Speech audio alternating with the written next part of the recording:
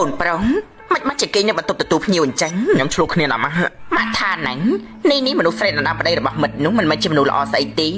គ្រួសារយើងយ៉ាងណាជាអ្នករកស៊ីមានមុខមាត់ដែរនាងធ្វើជាអ្នកឡាយឃ្លីមតែបញ្ចេញមុខមាត់នៅខាងក្រៅឯងដឹងដែរទេ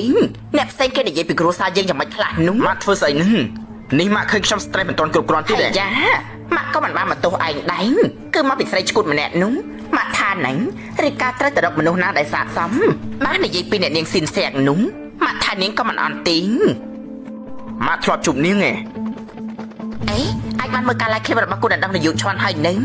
ឯងថាតែមើលគ្រួសារគេក៏មិនអន់ដែរមិនបានជារៀបការជាមួយមនុស្សស្រីបែបហ្នឹងទៅវិញឮមកថាគឺជាមនុស្សស្រីជនទី3ដែលឡើងតំណែងមក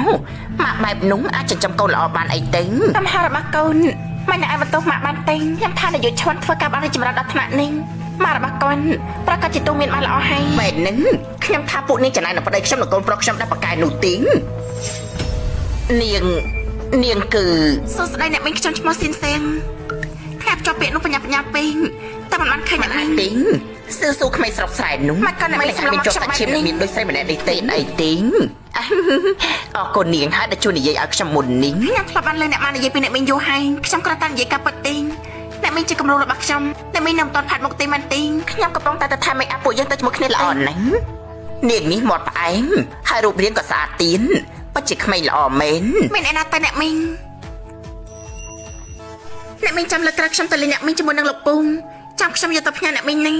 ហើយយ៉ាអញ្ចឹងមីងមិនគូសមនោះទេណាពួកនាងទាំងពីរមានមុខមាត់ដូចគ្នាមែនប៉ុន្តែសាច់ឈាមរបស់កូនអ្នកមាននោះគឺជាអ្វីដែលស៊ូរៀនតាមយ៉ាងណាក៏មិនចេះដែរនោះក៏ត្រូវបង្វឹកតាំងពីក្មេងមកបានហើយនេះយប់ណាស់ហើយម៉ាក់ក៏គួរតែសម្រាប់ដែរហើយហ្នឹងកូនប្រុសសិនសឹកជាមួយគ្នាទើបផ្សំនឹងគ្នាកូននៅមិនទាន់រៀបការមិនអញ្ចឹងហីពិចារណាបន្តិចទៅ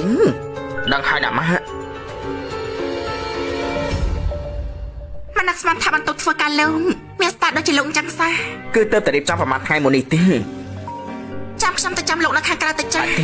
នាងមិនជាអ្នកក្រៅទេអង្គុយចាំនៅទីនេះបានហើយអាឡូប៉ាមានរឿងការងារដែលបកគលឲ្យគេពជាពេលហើយបាទកំពុងតែនៅតាមខេត្តក្រុមហ៊ុនត្រូវការលុយបង្វិលមួយចំនួនរឿងនេះមិនអាចផ្សព្វផ្សាយបានទេខ្លាចប៉ះពាល់ដល់ភាគហ៊ុនក្រុមហ៊ុនឯងរកដំណោះស្រាយសំតផងនេះខ្ញុំមិនដឹងថាជារឿងសំខាន់បែបនេះខ្ញុំនឹងមិននិយាយចាញ់ក្រៅទេក៏ប៉ុន្តែប្រហែលជាខ្ញុំអាចទៅសំវឲ្យម៉ាក់ឲ្យជួយលោកអាចផុតពីការលំបាកលើកនេះបានមិនបានជានាងចង់ជួយខ្ញុំយ៉ាងនេះលោកក៏ចាត់ទុកថាខ្ញុំដាក់ទុនចូលទៅបានហើយថែមទាំងពេលដែលជួបលោកលើដំបងក៏មានអារម្មណ៍ថាមាននិស័យ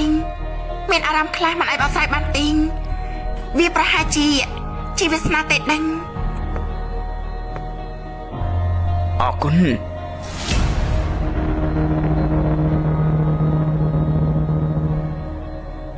រវល់យូរយ៉ាងនេះហើយនាទីបំផុតអាចចេញដើរលេងបន្ធូរអារម្មណ៍បានហើយសៀងនាងចេញទៅក្រៅ